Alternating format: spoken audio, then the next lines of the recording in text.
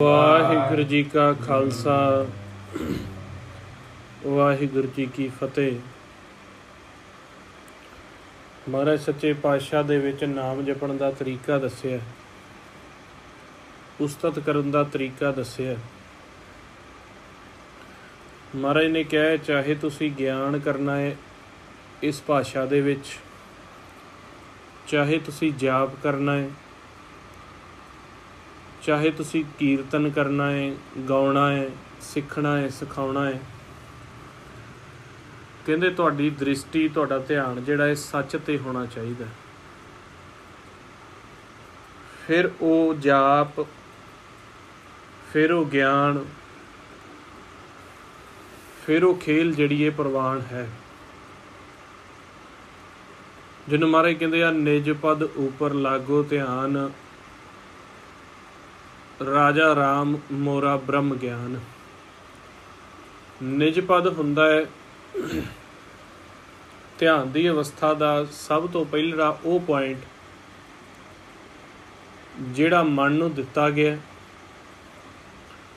ਤੇ ਜਦੋਂ ਮਨ ਉਸ ਪ੍ਰਕਾਸ਼ ਰੂਪੀ ਪਦ ਦੇ ਉੱਪਰ ਉਸ ਅਵਸਥਾ ਦੇ ਵਿੱਚ ਧਿਆਨ ਲਾਉਂਦਾ ਹੈ, ਕਿਉਂਕਿ ਜਿਵੇਂ ਮਨ ਪ੍ਰਕਾਸ਼ ਰੂਪ ਹੈ ਉਵੇਂ ਨਿਜ ਪਦ ਵੀ ਪ੍ਰਕਾਸ਼ ਰੂਪ ਹੈ, 10ਵਾਂ ਘਰ ਵੀ ਪ੍ਰਕਾਸ਼ ਰੂਪ ਹੈ।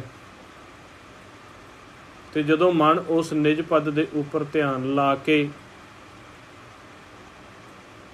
ਬਚਨ ਜਾਪ ਸ਼ੁਰੂ ਕਰਦਾ ਹੈ ਤੇ ਉਹਦਾ ਆਪਾ ਖਤਮ ਹੋ ਜਾਂਦਾ ਹੈ, ਮਨ ਦਾ ਅੰਦਰਲਾ ਹਉਮੈ ਖਤਮ ਹੋ ਜਾਂਦੀ ਹੈ। ਫਿਰ ਜੋ ਵੀ ਮੁੱਖ ਤੋਂ ਉਚਾਰਨ ਕੀਤਾ ਜਾਂਦਾ ਹੈ ਉਹ ਸਤਿਗੁਰ ਆਪ ਬੋਲਦੇ ਨੇ।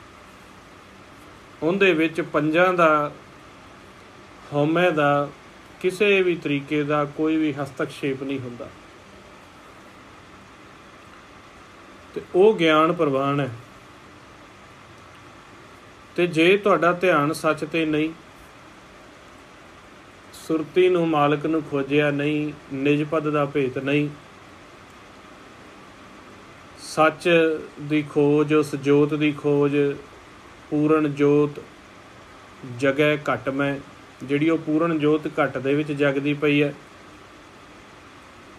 ਜਾਂ ਜਿਹਨੂੰ ਮਹਾਰਾਜ ਨੇ ਕਹਿ ਦਿੱਤਾ ਜਾਗਤ ਜੋਤ ਜਪੈ ਨਿਸਬਾਸਰ, ਜਿਹੜੀ ਜਾਗਤ ਜੋਤ ਸਾਰੇ ਬ੍ਰਹਿਮੰਡ ਦੇ ਵਿੱਚ ਫੈਲੀ ਹੋਈ ਹੈ, ਉਹਦੇ ਉੱਪਰ ਧਿਆਨ ਧਰ ਕੇ ਜੇਕਰ ਤੁਸੀਂ ਦਿਨ ਰਾਤ ਜਪਦੇ ਨਹੀਂ, ਵੈਸੇ ਹੀ ਵਿਚਾਰਾਂ ਫੁਰਨਿਆਂ ਦੇ ਵਿੱਚ ਤੁਸੀਂ, ਕਲਪਨਾ ਦੇ ਵਿੱਚ ਤੁਸੀਂ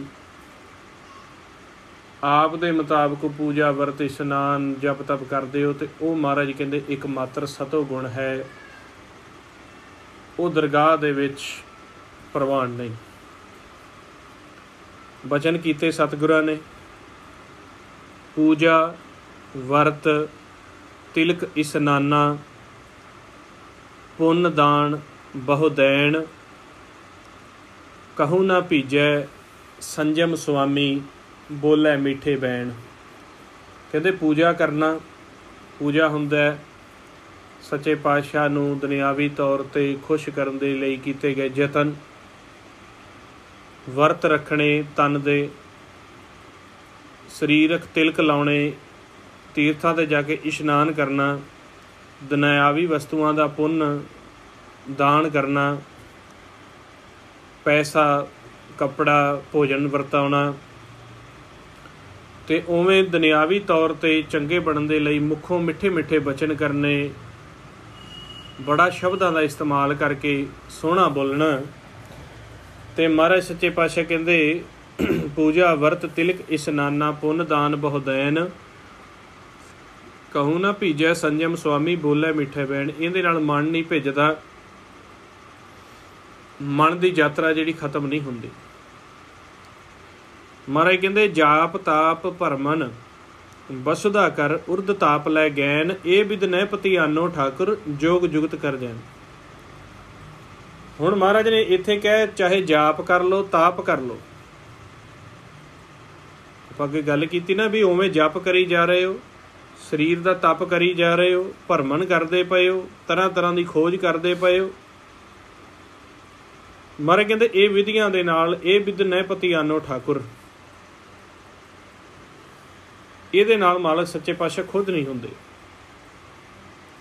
ਇਹ ਵੀ ਦਿਨੈ ਪਤਿਆਨੋ ਠਾकुर जोग जुगत कर जैन। जो मर्जी तुसी जुगती लाई जावो, जो मर्जी तुसी जुगत लाई जावो। महाराज सच्चे पातशाह कहते इस तरह प्रवानगी नहीं होंदी। ते फिर प्रवानगी हुंदी किवें? महाराज कहते औखद मंत्र मूल मन एकै, मन विश्वास प्रभ धारिया, चरण रेन बाछै नित नानक, पुनः पुनः बलिहारिया। ਜਦੋਂ ਅਸੀਂ ਸੱਚ ਦੇ ਉੱਪਰ ਧਿਆਨ ਧਰ ਕੇ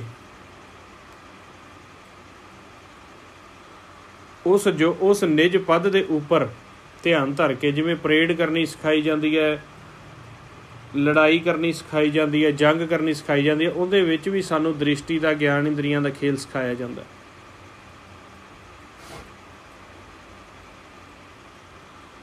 ਉਸ ਦ੍ਰਿਸ਼ਟੀ ਦੇ ਧਿਆਨ ਦੇ ਖੇਲ ਨੂੰ ਸਿੱਖ ਕੇ ਫਿਰ ਜਿਹੜਾ ਤੁਸੀਂ ਕਰੋਗੇ ਉਹ ਤੁਹਾਡਾ ਪ੍ਰਵਾਨ ਹੋ ਜਾਣਾ।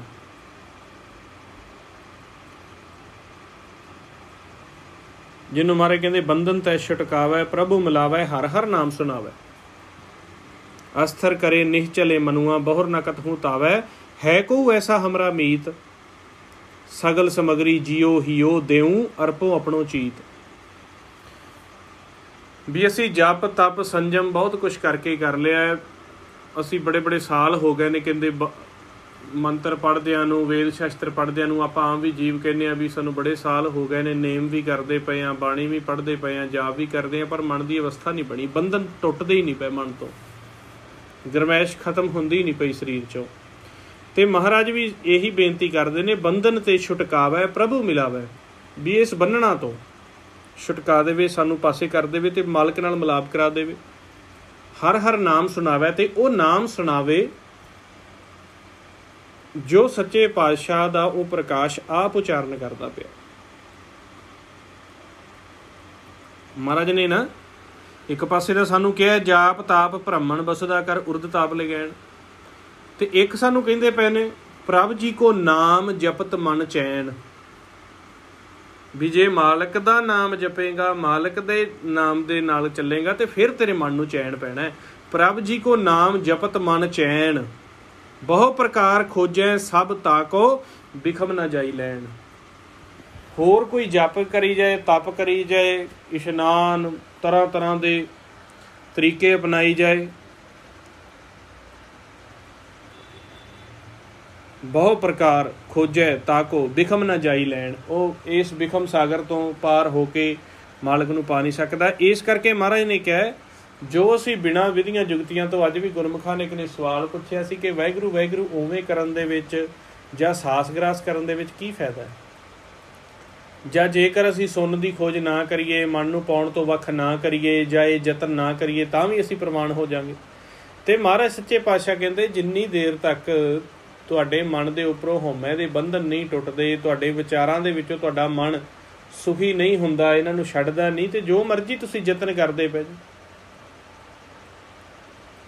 ਯਤਨ ਤਾਂ ਹੁੰਦਾ ਏ ਵੀ ਸਾਡਾ ਮਨ ਸੁਖੀ ਕਿਵੇਂ ਹੋਵੇ, ਸਾਡਾ ਮਨ ਵਿਖਿਆ ਨੂੰ ਛੱਡ ਜਾਵੇ, ਹਉਮੈ ਨੂੰ ਛੱਡ ਜਾਵੇ। ਅਤੇ ਜੇ ਯਤਨ ਕਰਨ ਤੋਂ ਬਾਅਦ ਸਾਡੇ ਬਚਨ ਹੋਰ ਨਿੰਦਿਆ ਵਾਲੇ ਹੋ ਗਏ ਨੇ, ਦੁਬਿਧਾ ਵਾਲੇ ਸਖਤ ਹੋ ਗਏ ਨੇ, ਗਰਮੈਸ਼ ਵਾਲੇ ਹੋ ਗਏ ਨੇ, ਅਤੇ ਫਿਰ ਮਹਾਰਾਜ ਕਹਿੰਦੇ ਕੀ ਭਗਤੀ ਤੁਸੀਂ ਕੀਤੀ ਹੈ ਕਿ ਤੁਸੀਂ ਤਾਂ ਹੋਰ ਲੋਭੀ ਹੋ ਗਏ ਹੋ, ਤੁਸੀਂ ਤਾਂ ਹੋਰ ਦੁਬਿਧਾ ਵਾਸਕ ਨਿੰਦਕ ਹੋ ਗਏ ਹੋ। ਤਾਂ ਹੀ ਮਹਾਰਾਜ ਕਹਿੰਦੇ ਬੰਧਨ ਤੇ ਛੁਟਕਾਵੈ, ਪ੍ਰਭੂ ਮਿਲਾਵੈ, ਹਰ ਹਰ ਨਾਮ ਸੁਣਾਵੈ, ਅਸਥਰ ਕਰੈ ਨਿਹਚਲ ਏ ਮਨੁਆ, ਬਹੁਰ ਨ ਕਤਹੂ ਤਾਵੈ, ਹੈ ਕੋ ਐਸਾ ਹਮਰਾ ਮੀਤ, ਸਗਲ ਸਮਗਰੀ ਜਿਉ ਹਿਉ ਦੇਉ, ਅਰਪੋ ਆਪਣੋ ਚੀਤ। ਮਹਾਰਾਜ ਜੀ ਕਹਿੰਦੇ ਕੋਈ ਐਸਾ ਗੁਰਮੁਖ ਹੋਵੇ ਸਾਨੂੰ ਬੰਧਨਾਂ ਤੋਂ ਪਾਸੇ ਕਰਕੇ ਮਾਲਕ ਨਾਲ ਬਣਾ ਦੇਵੇ ਅਤੇ ਸੱਚੇ ਪਾਤਸ਼ਾਹ ਦੀ ਪਛਾਣ ਕਰਾ ਕੇ ਸਾਨੂੰ ਉਹ ਨਾਮ ਧੁਨ ਸੁਣਾ ਦੇਵੇ। ਕਹਿੰਦੇ ਐਸੇ ਗੁਰਮੁਖ ਨੂੰ ਜੋ ਵੀ ਮੇਰੇ ਕੋਲ ਪਦਾਰਥ ਹੈ, ਜੋ ਮੈਨੂੰ ਸੰਸਾਰੀ ਤੌਰ 'ਤੇ ਸਮੱਗਰੀ ਮਿਲੀ ਹੈ, ਅਤੇ ਜੋ ਜਿੱਥੋਂ ਵੀ ਮੈਂ ਦੇ ਸਕਦਾ, ਸਗਲ ਸਮੱਗਰੀ ਜਿਉ ਹਿਉ ਦੇਉ, ਅਰਪੋ ਆਪਣੋ ਚੀਤ, ਮੈਂ ਸਾਰਾ ਕੁਛ ਹੀ ਉਹਨੂੰ ਸਮਰਪਣ ਕਰਦਾ। ਆਪਦਾ ਤਨ ਮਨ ਧਨ ਅਤੇ ਦੁਨਿਆਵੀ ਪੂੰਜੀ ਵੀ ਮੈਂ ਉਹਦੇ ਉੱਤੋਂ ਵਾਰਨਾ ਕਿ ਮੈਨੂੰ ਇੱਕ ਵਾਰੀ ਸੱਚ ਦੀ ਨਾਮ ਦੀ ਪਛਾਣ ਕਰਾ ਕੇ ਉਹਦੇ ਨਾਲ ਮੇਰਾ ਮਿਲਾਪ ਕਰਾਵੇ। ਸਗਲ ਸਮੱਗਰੀ ਜਿਉ ਹਿਉ ਅਰਪੋ जियो हियो देऊ अरपो अपनो चीत। फिर वो बंधन छुटते किवें ने? ज्ञान द्वारा नहीं बंधन छुटते भी तुहानूं कोई कथा कर कर सुनाई जाए तुसीं ज्ञान लै लै के बंधन छड्ड दिओगे ना। ज्ञान द्वारा तो एक मन नूं समझाया जाता है कि तुसीं किहड़े बंधनां दे विच पए होए हो, ये जानकारी दित्ती जाती है। शब्द गुरमंत्र द्वारा तुहाडे मन नूं रोकिया जाता है भी जिहड़ा मन तुहाडा दसे दिशावां विच अनेकां विचारां विच फिरदा है, आ तुसीं धुन दे विच ध्यान धर के अभ्यास करो, तुहाडा मन रुक जाएगा।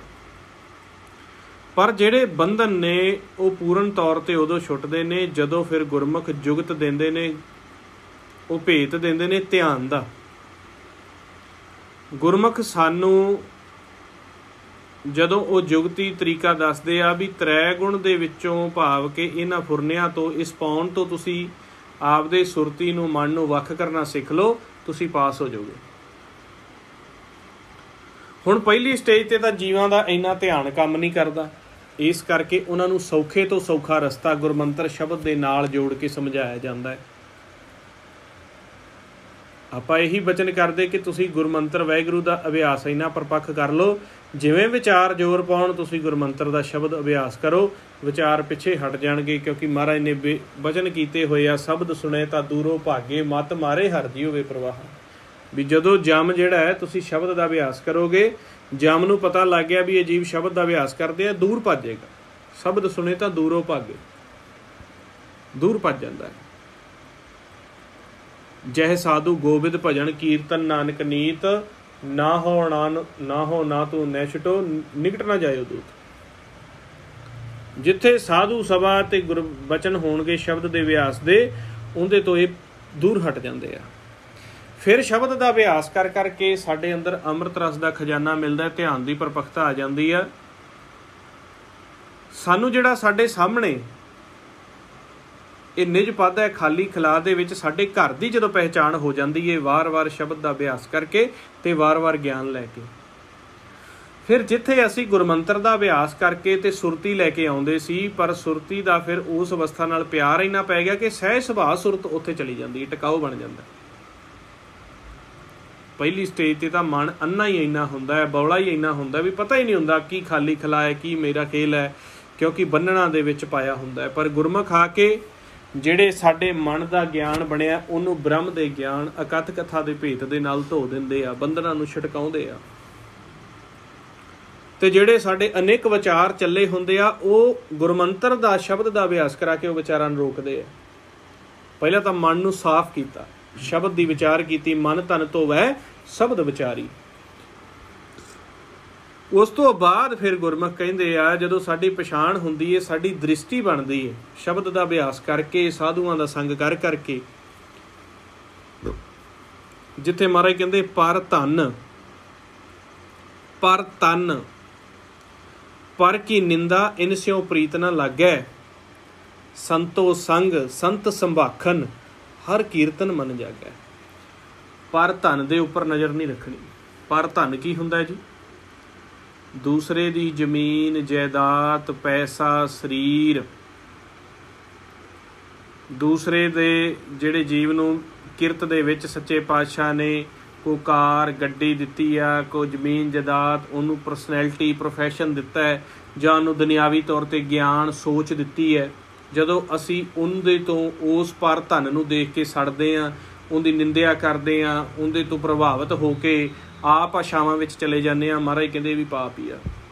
पर तन फिर कहते पर तन हो गया भी असी जदों इस्त्री मर्द जां उन्हां दे सुहप्पण तो प्रभावित हुंदे हैं, उनकी निंदिया जां उस्तत करते हैं। आम तौर पर दुनियावी जीव हुंदे हैं ना, किसी की जमीन नूं निंददे आ जां कहंदे इहदे कोल पैसा इन्ना किवें आ गया, ये तो इस तरह है जी, उस तरह है जी, आप यही दुनियावी मनमुख विचारा करते हैं। महाराज कहते दूसरे का जो आप देखना शुरू करते हैं, आह कोठी कितनी सोहनी आ जी, आह कार कितनी सोहनी आ जी, फिर उधर आशावां अभिलाषावां साडियां चल पैंदियां। पर तन पर की निंदा इन स्यों प्रीत ना लागे, इहदे नाल प्यार नहीं पाउणा, ये चीज़ां नहीं करनियां। ना तो किसी की निंदिया करो ना किसी की, क्योंकि महाराज ने आप दी बूझ नाल संसार नूं प्रगट कीता, आपां की लैणा। ते उन्हां विच आप विचरदा पिया, उन्हां नूं समझाउंदा पिया, मोड़दा पिया।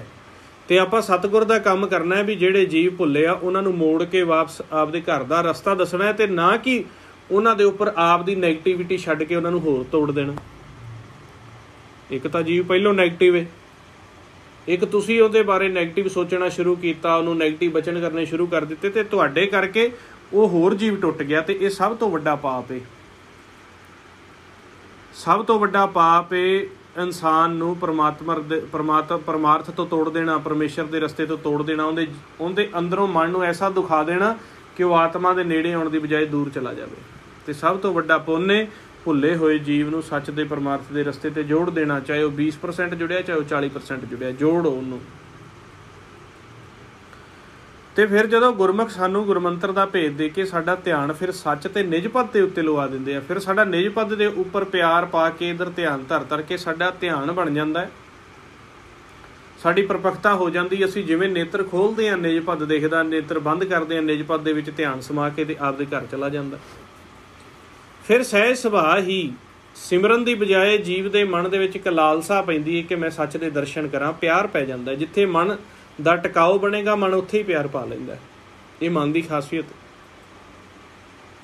ਜਦੋਂ ਅਸੀਂ ਨਿਜ ਪਦ ਦੇ ਉੱਪਰ ਧਿਆਨ ਲੱਗਦੇ ਹਾਂ ਉੱਥੇ ਸਤਿਗੁਰ ਦਾ ਚਾਨਣ ਹੈ, ਸਤਿਗੁਰ ਆਪ ਵਿਰਾਜਮਾਨ ਨੇ। ਤੇ ਸਤਿਗੁਰ ਦੇ ਉੱਪਰ ਜਦੋਂ ਨਿਜ ਪਦ ਤੇ ਧਿਆਨ ਲੱਗਦਾ ਹੈ, ਸਤਿਗੁਰ ਦੇਖਦੇ ਆ ਕਿ ਬੱਚਾ ਵਿਰਾਗ ਦੇ ਵਿੱਚ ਮੋੜਾ ਪਾ ਗਿਆ, ਪੰਜਾਂ ਦੇ ਪਾਸੋਂ ਧਿਆਨ ਹਟਾ ਗਿਆ, ਤੇ ਉਹ ਇਹਨੂੰ ਫਿਰ ਇੱਥੇ ਬੈਠੇ ਨੂੰ ਨਾਮ ਦੀ ਦਾਤ ਦਿੰਦੇ ਨੇ, ਇੱਥੋਂ ਨਾਮ ਪ੍ਰਗਟ ਸਿੱਧਾ ਕਰ ਦਿੰਦੇ ਨੇ। ਸਤਿਗੁਰ ਸਿੱਖ ਕੋ ਨਾਮ ਧਨ ਦੇ, ਗੁਰ ਕਾ ਸਿੱਖ ਵਡਭਾਗੀ। ਇਹ ਜਦੋਂ ਇੱਥੇ ਲਗਾਤਾਰ ਮਨ ਆਸਨ ਲਾਉਂਦਾ, ਉੱਠਦਾ ਨਹੀਂ, ਮਾਲਕ ਨੂੰ ਭਰੋਸਾ ਹੋ ਜਾਂਦਾ ਕਿ ਇਹ ਤਾਂ ਹੁਣ ਸਾਰਾ ਦਿਨ ਨਿਜ ਪਦ ਤੇ ਬੈਠਾ ਰਹਿੰਦਾ, ਤੇ ਉਹ ਸਵਾਸਾਂ ਦਾ ਧਨ ਉੱਧਰੋਂ ਜਮ੍ਹਾਂ ਹੋਈ ਜਾਂਦਾ, ਕਿਉਂਕਿ ਧਿਆਨ ਜਿੱਥੇ ਉੱਥੇ ਜਮ੍ਹਾਂ ਹੋਣਾ, ਉੱਥੋਂ ਨਾਦ ਪ੍ਰਗਟ ਹੋ ਜਾਂਦਾ, ਨਾਮ ਪ੍ਰਗਟ ਹੋ ਜਾਂਦਾ।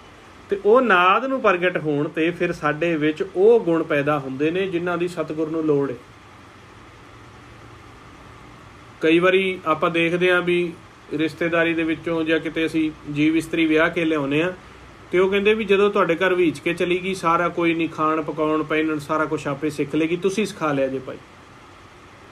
ਤੇ ਜਿਹੜੀ ਆਗਿਆਕਾਰੀ ਇਸਤਰੀ ਹੋਵੇ, ਬੇਸ਼ੱਕ ਉਹ ਪਿੱਛੋਂ ਕਿਸੇ ਵੀ ਘਰ ਦੇ ਵਿੱਚੋਂ ਆਈ ਹੈ, ਕਿਸੇ ਵੀ ਰਹਿਣ ਸਹਿਣ ਵਿੱਚੋਂ ਆਈ ਹੈ, ਤੇ ਜੇ ਉਹ ਥੋੜ੍ਹੀ ਜਿਹੀ ਵੀ ਆਪ ਦੇ ਮਨ ਦੇ ਵਿੱਚ ਇਹ ਰੱਖਦੀ ਹੈ ਵੀ ਚਲੋ ਜੋ ਤੁਸੀਂ ਕਹੋਗੇ ਮੈਂ ਸਿੱਖ ਲਾਂਗੀ, ਤੇ ਜਿੰਨੇ ਮਰਜ਼ੀ ਉੱਚੇ ਖਾਨਦਾਨ ਦੇ ਵਿੱਚੋਂ ਚਲੀ ਜਾਵੇ, ਉਹਨੂੰ ਘਰ ਦੇ ਦਰਜੇ ਵੀ ਸਿਖਾ ਲੈਂਦੇ ਆ, ਕੰਮ ਵੀ ਸਿਖਾ ਲੈਂਦੇ ਆ, ਤੇ ਉਹ ਆਪ ਦਾ ਪਿਛੋਕੜ ਵੀ ਭੁੱਲ ਜਾਂਦੀ ਆ, ਉਸ ਘਰ ਦੀ ਹੋ ਕੇ ਰਹਿਣ ਲੱਗ ਜਾਂਦੀ। ਤੇ ਜੇ ਕੋਈ ਜੀਵ ਆਗਿਆਕਾਰੀ ਨਹੀਂ ਇਸਤਰੀ ਹੈਗੀ, ਤੇ ਉਹ ਪਿੱਛੋਂ ਜਿਸ ਮਰਜ਼ੀ ਘਰ 'ਚੋਂ ਆਈ ਹੋਵੇ, ਤੇ ਉਹਨੇ ਆਉਂਦਿਆਂ ਪੁਆੜਾ ਪਾ ਦੇਣਾ, ਤੇ ਉਹਨੇ ਉਸ ਘਰ ਦੇ ਵਿੱਚ ਉਹਨੂੰ ਫਿਰ ਵਾਸ ਨਹੀਂ ਮਿਲਦਾ, ਉਹਨੂੰ ਭਜਾ ਦਿੱਤਾ ਜਾਂਦਾ।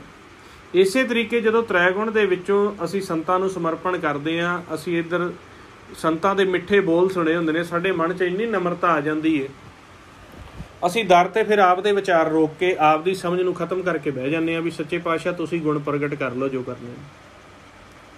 ਜਦੋਂ ਸੱਚੇ ਪਾਤਸ਼ਾਹ ਫਿਰ ਉਹ ਗੁਣ ਪ੍ਰਗਟ ਕਰਨ ਦੇ ਲਈ ਗੁਣਾਂ ਦੀ ਖਾਣ ਨਾਮ ਨੂੰ ਪੈਦਾ ਕਰਦੇ ਆ, ਉਧਰੋਂ ਧਿਆਨ ਸਾਡਾ ਘਰ ਵਿੱਚ ਹੁੰਦਾ, ਤੇ ਗੁਣਾਂ ਦੀ ਖਾਣ ਨਾਮ ਦੀ ਆਵਾਜ਼ ਸਾਡੇ ਅੰਦਰ ਰੋਜ਼ ਚੱਲਦੀ ਹੈ, ਤੇ ਉਹਦੇ ਵਿੱਚੋਂ ਪੈਦਾ ਹੋਣ ਵਾਲਾ ਅੰਮ੍ਰਿਤ ਰਸ ਤੇ ਉਹਦੇ ਵਿੱਚੋਂ ਪੈਦਾ ਹੋਣ ਵਾਲੀ ਐਨਰਜੀ ਸਾਡੇ ਮਨ ਦੇ ਵਿੱਚ ਸਹਿਜ ਦੇ ਗੁਣ ਪ੍ਰਗਟ ਕਰ ਦਿੰਦੀ ਹੈ। ਜਤ ਸਤ ਸੰਜਮ ਸਹਿਨਸ਼ੀਲਤਾ ਦੇ ਪਰ ਧਨ ਪਰ ਨਿੰਦਿਆ ਤੋਂ ਉੱਪਰ ਉਠਾ ਕੇ ਇੱਕ ਰਤਨ ਰੂਪੀ ਮਨ ਘੜਿਆ ਜਾਣਾ ਸ਼ੁਰੂ ਹੋ ਜਾਂਦਾ ਹੈ, ਜਿਹਨੂੰ ਮਹਾਰਾਜ ਕਹਿੰਦੇ ਤਿੱਥੈ ਘੜੀਏ ਸ਼ਬਦ ਸੱਚੀ ਟਕਸਾਲ। ਸੱਚੀ ਟਕਸਾਲ ਤੇ ਸ਼ਬਦ ਮਨ ਨੂੰ ਘੜਦਾ ਹੈ, ਤੇ ਮਨ ਵੀ ਸ਼ਬਦ ਰੂਪ ਹੋਣਾ ਸ਼ੁਰੂ ਹੋ ਜਾਂਦਾ ਹੈ। ਕਿਵੇਂ? ਗੁਰਮੁਖਾਂ ਨੇ ਸਾਨੂੰ ਧਿਆਨ ਦਾ ਭੇਦ ਦੇ ਦਿੱਤਾ ਵੀ ਜੇ ਤੁਸੀਂ ਕਰਮ ਕਰਦੇ ਆ ਤਾਂ ਵੀ ਤੁਸੀਂ ਨਿਜ ਪਦ ਦੇ ਉੱਪਰ ਬੈਠੇ ਰਹਿਣਾ, ਸੱਚ ਦੇ ਵਿੱਚ ਧਿਆਨ ਧਰੀ ਜਾਣਾ, ਤੇ ਜੇ ਤੁਹਾਡਾ ਧਿਆਨ ਆਪਦੇ ਘਰ ਪਾਸੋਂ ਉੜਕਦਾ ਹੈ, ਨਾਮ ਵਿੱਚ ਉੜਕਦਾ ਹੈ, ਤੇ ਤੁਸੀਂ ਫਿਰ ਪੰਜਾਂ ਦੇ ਨਾਲ ਯੁੱਧ ਕਰਨ ਲਈ, ਪੰਜਾਂ ਨੂੰ ਪਿੱਛੇ ਹਟਾਉਣ ਲਈ ਆ ਗੁਰਮੰਤਰ ਦਾ ਤੁਹਾਨੂੰ ਬਾਣ ਦਿੱਤਾ ਹੋਇਆ, ਇਹਦਾ ਇਸਤੇਮਾਲ ਕਰਨਾ। ਜੇ ਸਾਡਾ ਸਮਾਧੀ ਵਿੱਚ ਬੈਠਿਆਂ ਧਿਆਨ ਉੜਕ ਜਾਂਦਾ ਹੈ, ਕਰਮ ਕਰਦਿਆਂ ਸਾਡਾ ਧਿਆਨ ਸੱਚ ਤੋਂ ਉੜਕ ਜਾਂਦਾ ਹੈ, ਤੇ ਨਾਲੋਂ ਨਾਲ ਹੀ ਅਸੀਂ ਵਾਹਿਗੁਰੂ ਵਾਹਿਗੁਰੂ ਵਾਹਿਗੁਰੂ ਵਾਹਿਗੁਰੂ ਇਹ ਕਰਨਾ ਸ਼ੁਰੂ ਕਰ ਦੇਣਾ। ਜਿਵੇਂ ਅਸੀਂ ਥੋੜ੍ਹਾ ਜਿਹਾ ਅਭਿਆਸ ਕਰਦੇ ਹਾਂ, ਮੇਰਾ ਲਾਗੋ ਰਾਮ ਸਿਉ ਹੇਤ, ਸਤਿਗੁਰ ਮੇਰਾ ਸਦਾ ਸਹਾਈ, ਜਿਨ ਦੁੱਖ ਕਾ ਕਾਟਿਆ ਕੇਤ। ਪਾਸੇ ਹਟ ਜਾਂਦਾ ਹੈ, ਸਤਿਗੁਰ ਸਹਾਈ ਹੋ ਜਾਂਦੇ ਆ। ਇਸ ਸ਼ਬਦ ਨੂੰ ਪ੍ਰਵਾਨਗੀ ਏ ਪ੍ਰਭ ਜੀ ਕੋ ਨਾਮ ਜਪਤ ਮਨ ਚੈਨ। ਜਦੋਂ ਪ੍ਰਭ ਜੀ ਦੇ ਉੱਪਰ ਧਿਆਨ ਲੱਗਾ ਹੁੰਦਾ, ਪ੍ਰੈਕਟੀਕਲ ਜਿਹੜੇ ਕਰਦੇ ਨੇ ਉਹਨਾਂ ਦਾ ਲੱਗਦਾ। ਗਿਆਨ ਵਿੱਚ ਤਾਂ ਦੁਬਿਧਾ ਹੀ ਆਈ ਜਾਂਦੀ ਹੈ, ਚਾਹੇ ਕੋਈ ਜਾਪ ਕਰਦਾ ਹੈ ਚਾਹੇ ਕੋਈ ਗਿਆਨ ਕਰਦਾ ਹੈ, ਪਰ ਜੇ ਉਹਦਾ ਅੱਗੋਂ ਪ੍ਰੈਕਟੀਕਲ ਨਹੀਂ, ਉਹਦਾ ਮਨ ਦੁਬਿਧਾ 'ਚ ਹੀ ਚੱਲਦਾ ਰਹਿੰਦਾ। ਮਹਾਰਾਜ ਕਹਿੰਦੇ ਫਿਰ ਪ੍ਰਭ ਜੀ ਕੋ ਨਾਮ ਜਪਤ ਮਨ ਚੈਨ, ਵੀ ਅਸੀਂ ਕਲਪਨਾ ਵਿੱਚ ਨਹੀਂ ਜਪਦੇ ਪਏ, ਜਿਸ ਜੋਤ ਦਾ ਅਸੀਂ ਨਾਮ ਦੁਨਿਆਵੀ ਭਾਸ਼ਾ 'ਚ ਜਪਿਆ ਜੋਤ ਦੇ ਸਨਮੁਖ ਹੋਇਆ। ਪਰ ਫਿਰ ਨਾਮ ਜਪਦਿਆਂ ਜਪਦਿਆਂ ਉਹਨਾਂ ਨੂੰ ਦੇਖਦੇ ਦੇਖਦੇ ਮਨ ਇੰਨਾ ਖੋ ਜਾਂਦਾ, ਮੋਹਿਤ ਹੋ ਜਾਂਦਾ, ਉਹ ਨਾਮ ਜਪਣਾ ਵੀ ਉਹਨੂੰ ਔਖਾ ਲੱਗਦਾ, ਉਹ ਸੱਚ ਦੇ ਦਰਸ਼ਨ ਹੀ ਕਰਦਾ। ਕਹਿੰਦੇ ਕਹੀ ਪਏ ਕੋ ਸੋਭਾ ਨਹੀਂ ਦੇਖਾ ਹੀ ਪ੍ਰਵਾਨ।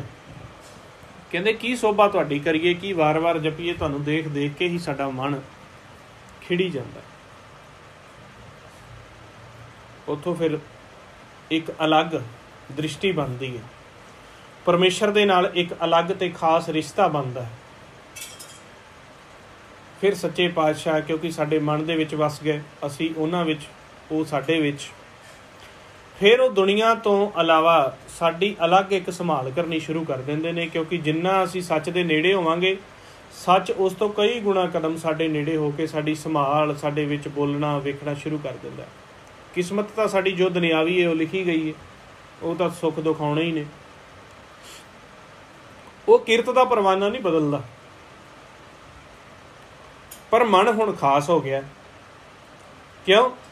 ਕਿਰਤ ਵਿੱਚ ਰਹਿੰਦਿਆਂ ਉਹਨੇ ਸੱਚ ਨੂੰ ਪ੍ਰਗਟ ਕਰ ਲਿਆ। ਪਰਮੇਸ਼ਰ ਵੇਖਦੇ ਨੇ ਇਹਨੇ ਕਿਰਤ ਨੂੰ ਭੁਗਤਣਾ, ਕਰਮਾਂ ਨੂੰ ਭੁਗਤਣਾ, ਵੀ ਭੁੱਲ ਭੁਲੇਖੇ 4 ਯੁਗਾਂ ਦੀ ਕਿਰਤ ਤੇ ਬੱਚਾ ਗਲਤੀਆਂ ਕਰਦਾ ਰਿਹਾ।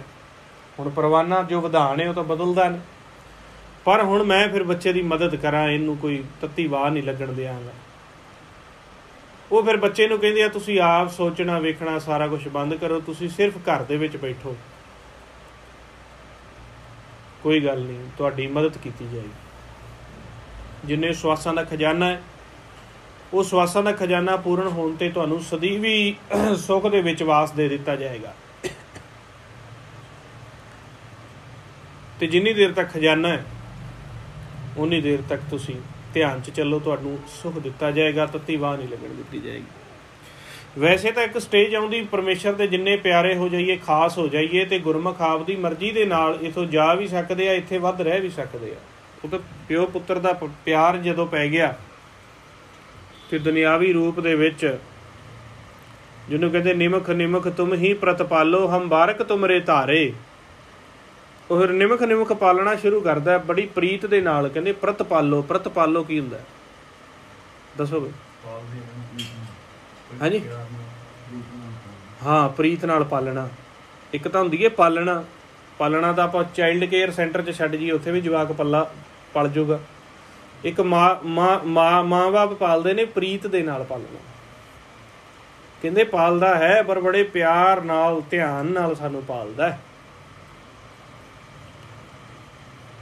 ਕਿਵੇਂ? ਕੌਣ? ਜਿਹੜਾ ਸਾਨੂੰ ਸਵਾਸ ਦਿੰਦਾ ਪਿਆ ਉਹਦੀ ਪਛਾਣ ਹੋ ਗਈ। ਜਿੱਥੋਂ ਇਹ 5 ਤੱਤਾਂ ਨੂੰ ਐਨਰਜੀ ਮਿਲਦੀ ਪਈ ਹੈ, ਜੋਤ ਦਾ ਜਿੱਥੇ ਸਾਡੇ ਮਨ ਦਾ ਤਨ ਦਾ ਕਨੈਕਸ਼ਨ ਹੈ, ਜਿੱਥੋਂ ਗਿਆਨ ਧਿਆਨ ਸੈੱਲ ਸਾਰਾ ਪ੍ਰਗਟ ਹੁੰਦਾ, ਉਹ ਸੋਮੇ ਦੇ ਉੱਪਰ ਕਨੈਕਸ਼ਨ ਹੋ ਗਿਆ ਜਾ ਕੇ। ਕੋਈ ਛੋਟੀ ਮੋਟੀ ਗੱਲ ਨਹੀਂ। ਤੇ ਫਿਰ ਤਾਂ ਜੋ ਮਰਜ਼ੀ ਉਹ ਮਨ ਮੰਗੇਗਾ ਉੱਥੇ ਸੱਚੇ ਪਾਤਸ਼ਾਹ ਦਿੰਦੇ ਨੇ। ਗੁਣ ਨਿਧਾਨ ਦਿਆਲ ਪੁਰਖ ਪ੍ਰਭ ਸਰਬ ਸੁਖ ਦਿਆਲਾ, ਮੰਗੈ ਦਾਨ ਨਾਮ ਤੇਰੋ ਨਾਨਕ ਜੋ ਮਾਤ ਪਿਤਾ ਗੋਪਾਲਾ। ਹਾਂਜੀ, ਗੁਣਾਂ ਦਾ ਨਿਧਾਨ ਉਹਨੇ ਪ੍ਰਗਟ ਕਰ ਦਿੱਤਾ ਹੈ।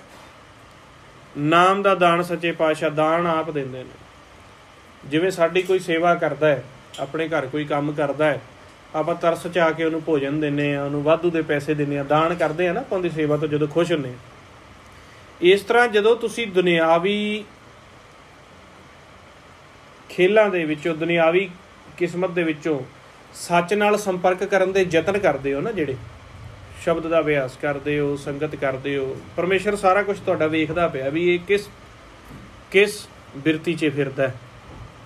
ਤੇ ਜਦੋਂ ਅਸੀਂ ਸੱਚ ਨਾਲ ਸੰਪਰਕ ਕਰਨ ਲਈ ਯਤਨ ਕਰਨੇ ਆ, ਅਭਿਆਸ ਕਰਦੇ ਹਾਂ, ਉਦਮ ਕਰਦੇ ਹਾਂ, ਉੱਠਦੇ ਹਾਂ, ਬਹਿੰਦੇ ਹਾਂ, 8 ਪਹਿਰ ਉਹਨੂੰ ਚੇਤਾ ਕਰਨ ਲਈ ਕੋਸ਼ਿਸ਼ਾਂ ਕਰਦੇ ਹਾਂ, 5 ਨਾਲ ਲੜਦੇ ਹਾਂ, ਉਹ ਸਾਡੇ ਉੱਤੇ ਵੇਖ ਕੇ ਫਿਰ ਸਾਡੇ ਉੱਤੇ ਪਿਆਰ ਦਿੰਦਾ ਹੈ। ਉਹ ਵੇਖਦਾ ਹੈ ਕਿ ਬੱਚੇ ਦੇ ਉੱਤਰ ਬੜੀ ਇਹਦੇ ਅੰਦਰ ਉਤਸ਼ਾਹ ਹੈ, ਤੇ ਉਹ ਸਾਡੇ ਤੇ ਕਿਰਪਾ ਕਰਦਾ ਹੈ, ਤੇ ਫਿਰ ਸਾਨੂੰ ਦਾਨ ਦੇ ਦਿੰਦਾ, ਨਾਮ ਦਾ ਦਾਨ ਦੇ ਦਿੰਦਾ।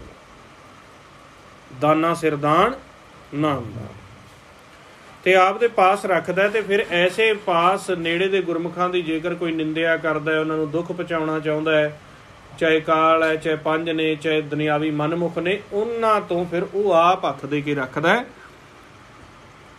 ਤੇ ਉਹਨਾਂ ਦੀ ਜਿਹੜੀ ਹੈ, ਜਿਹੜੇ ਬੁਰਾਈ ਕਰਨ ਵਾਲੇ ਨੇ ਜਾਂ ਜੋ ਨੁਕਸਾਨ ਪਹੁੰਚਾਉਣ ਵਾਲੇ ਨੇ, ਆਪ ਉਹਨਾਂ ਨੂੰ ਦੰਡ ਦਿੰਦਾ। ਜਨ ਕਾ ਆਪ ਸਹਾਈ ਹੋਆ, ਨਿੰਦਕ ਭਾਗੇ ਹਾਰ। ਨਿੰਦਕਾਂ ਨੂੰ ਭਜਾਉਂਦਾ ਹੈ, ਹਰਾ ਕੇ ਭਜਾਉਂਦਾ ਹੈ, ਤੇ ਜਨ ਦਾ ਆਪ ਸਹਾਈ ਹੁੰਦਾ। ਭਰਮਤ ਭਰਮਤ ਊਹਾਂ ਹੀ ਮੂਏ, ਬਹੁੜ ਗ੍ਰਹਿ ਨਾ ਮੰਜਾਰ। ਹਰ ਕੇ ਦਾਸ ਕੀ ਚਿਤਵੇ ਬੁਰਿਆਈ, ਤਿਸ ਹੀ ਕੋ ਫਿਰ ਮਾਰ। ਜਿਹੜਾ ਉਹਦੀ ਬੁਰਿਆਈ ਚਿੱਤਦਾ ਉਹਨੂੰ ਖਤਮ ਵੀ ਕਰਦਾ, ਉਹਦਾ ਰਿਜ਼ਕ ਹੀ ਖਤਮ ਕਰ ਦਿੰਦਾ, ਉਹਦੀ ਦ੍ਰਿਸ਼ਟੀ ਖਤਮ ਕਰ ਦਿੰਦਾ, ਜੋ ਮਾਲਕ ਦੇ ਦਾਸ ਦੀ ਬੁਰਿਆਈ ਚਿਤਵਦਾ। ਉਹਨੂੰ ਐਸੀ ਠੇਡਾ ਦਿੰਦਾ ਹੈ ਕਿ ਉਹਦੇ ਮੁੱਖੋਂ ਜੇ ਉਹ ਚੰਗੇ ਬਚਨ ਬੋਲਣੇ ਵੀ ਚਾਹੇ ਤਾਂ ਵੀ ਨਹੀਂ ਨਿਕਲਦੇ, ਉਹਦੇ ਮੁੱਖੋਂ ਹਉਮੈ ਹੀ ਨਿਕਲੀ ਜਾਏਗੀ, ਦੁਬਦਾ ਹੀ ਨਿਕਲੀ ਜਾਏਗੀ। ਤੇ ਜਿਹਦੇ ਮੁੱਖੋਂ ਹਉਮੈ ਦੁਬਦਾ ਹੀ ਨਿਕਲੀ ਜਾਂਦੀ ਏ, ਉਹਨੇ ਤਾਂ ਅਖੀਰ ਧਰਮਰਾਜ ਦੀ ਕਚਹਿਰੀ 'ਚ ਜਾਣਾ ਹੀ ਜਾਣਾ। ਬਖਸ਼ੇ ਤਾਂ ਉਹ ਗਏ ਨੇ ਨਾ ਜਿਨ੍ਹਾਂ ਦੇ ਮੁੱਖੋਂ ਅੰਮ੍ਰਿਤ ਬਚਨ ਨਿਕਲਦੇ ਨੇ। ਬਖਸ਼ੇ ਹੋਏ ਦੀ ਕੀ ਪਛਾਣ ਹੈ? ਉਹਦੇ ਮੁੱਖੋਂ ਹਰ ਵਕਤ ਸੱਚ ਦੀ ਉਸਤਤ ਨਿਕਲਦੀ ਹੈ, ਸੱਚ ਦੀ ਵਡਿਆਈ ਨਿਕਲਦੀ, ਤਨ ਮਨ ਧਨ ਹੋ ਕੇ ਸੱਚ ਦੀ ਗੱਲ ਕਰਦਾ।